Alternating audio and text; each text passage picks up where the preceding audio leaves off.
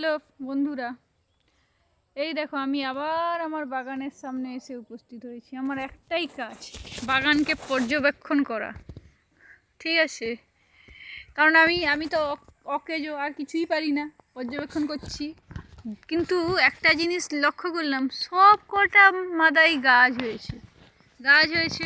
ওইদিকে লাউ গাছও উঠেছে, যেটা নিয়ে আমার স্বপ্ন, বেচে ওষুধ খাবো। ঠিক আছে, কথা হলো এই যে তোমাদের একটা সাবস্ক্রাইব করো না গা।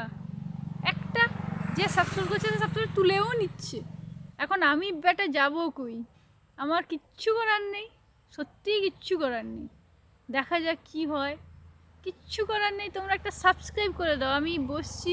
হ্যাঁ, তোমাদের দেখানো ছিল এখানে এখানে সে মেথি শাক হয়েছে, যেটা প্রচণ্ড তিতা নাকি ডিমা শাকের থেকেও।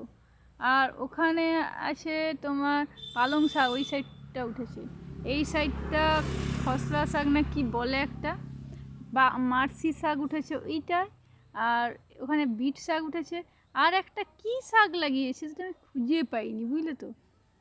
তার নাম জানি না, জিজ্ঞাসা করতে হবে এই শাকটার নাম কি। সব তো নিয়ে তো চলে এসছে, ঠিক আছে, বাঁচানোর তাগিদে আমাকে। তারপর ওইদিকে লাউ আছে, বরবটি আছে, তারপরে হলো গিয়ে কি আছে জানো তো, চ্যাপ্টা সিম। লাউ, বরবটি, চ্যাপ্টা সিম।